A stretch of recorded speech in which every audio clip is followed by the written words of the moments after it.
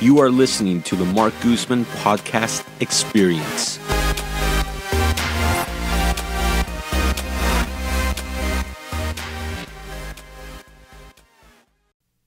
Welcome to another episode of Ask Marc Anything.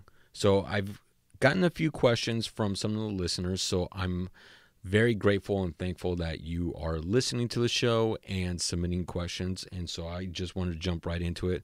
We've got some good questions here. So question number one, I rented a home with roommates and now I am moving out. The other tenants will remain. What's the process to properly move out? Okay, so I deal with this quite a bit right now in the Bay Area because there's a lot of people that are renting apartments and houses with friends. And so one thing that you have to remember is that when you sign a lease agreement, the people that are financially responsible and listed as a financially responsible party on the lease agreement, you have to understand that everyone there is equally responsible for the full rent payment. So I know many people will, let's say, for example, three friends will rent out a 3-bedroom apartment or a 3-bedroom home. And they figure, okay, the rent price is $2,100 a month, and we're going to split the rent evenly. Everyone pays $700 a piece. The problem is if you have one friend who does not pay their $700 portion, the other two tenants are still equally responsible to pay the entire $2,100. So to the landlord, however way you arrange a splitting of the rent payment does not matter to the landlord as long as the landlord is getting the full rent payment.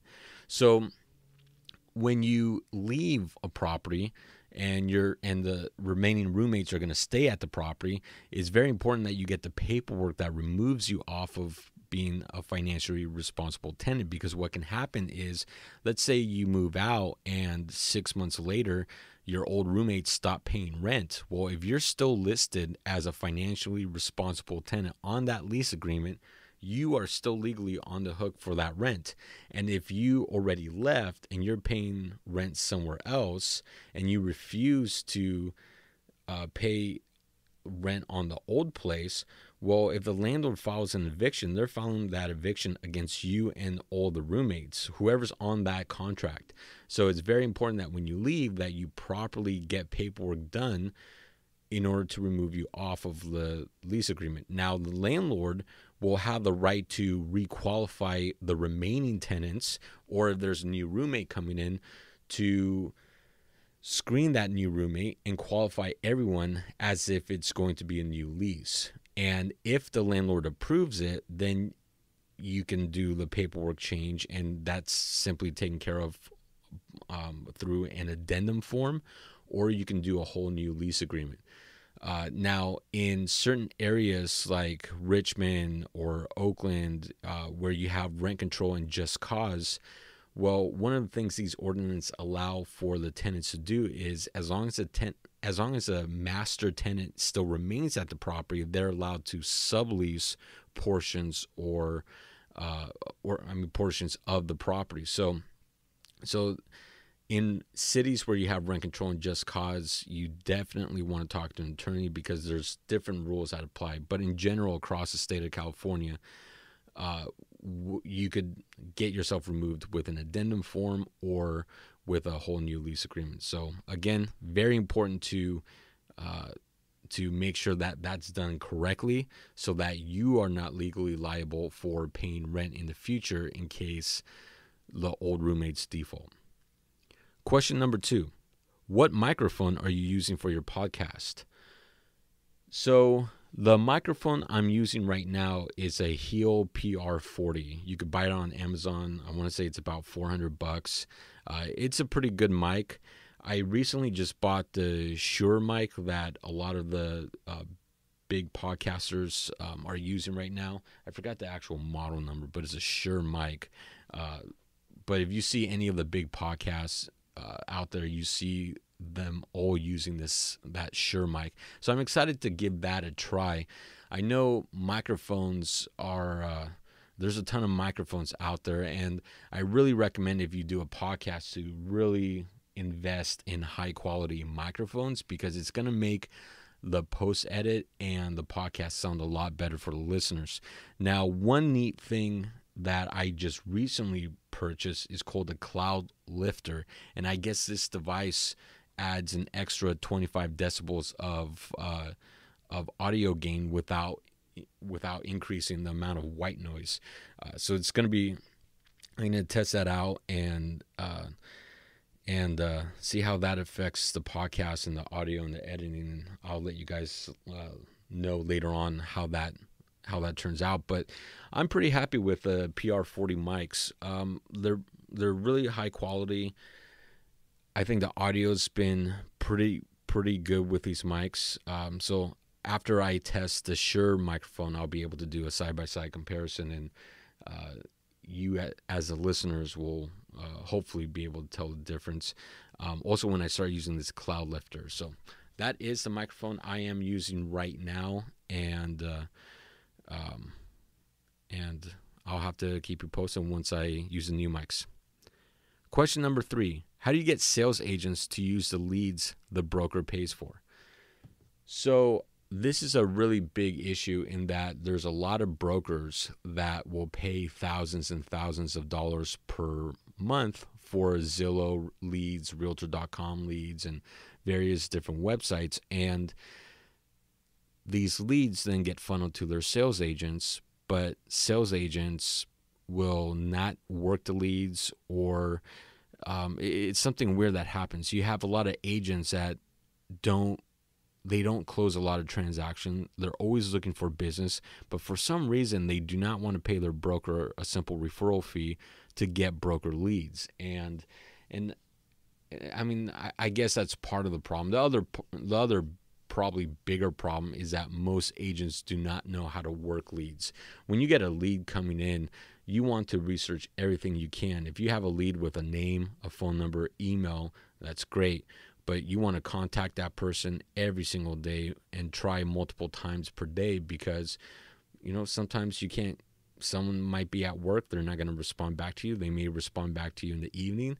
But there's been some very interesting studies done by CAR and NAR, and that's the California and the National Association of Realtors, where they've done studies on how to properly work real estate leads. And the one thing that they really hammered on is that you have to contact the phone number or the email address at least 12 times before you have a really high chance of turning that lead into a closed sale. So you really have to understand, number one, how leads work and how to get the highest response rate from these leads.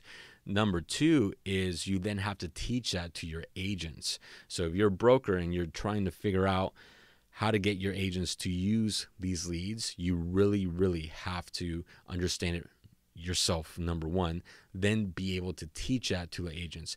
And then you may not want to distribute those leads to every agent in your office. You may only want to distribute that to only the people that will actually follow up and properly work the leads to make sure that they're getting the highest possible results. At that point, then you can judge the leads based on, if these leads are really crappy or if they're really good leads coming from Zillow and Realtor.com or from some other source. So it's kind of weird out there because you have a lot of agents that they want business, but for some reason they don't want to pay a 30, 20, 25, 30% referral fee to their broker for the lead. And I always thought a dollar's better than none.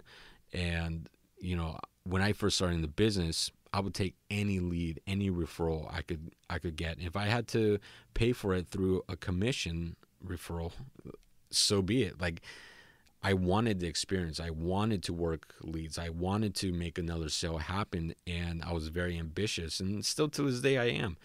And it's just very weird, and on how some sales agents really don't want to pay referral fees for leads. But as a broker, it's really you have to know how to work leads and really teach that to your agents. And then I think after you teach that to your agents, and once they start seeing the actual results and how much, like, especially if you track conversion rates.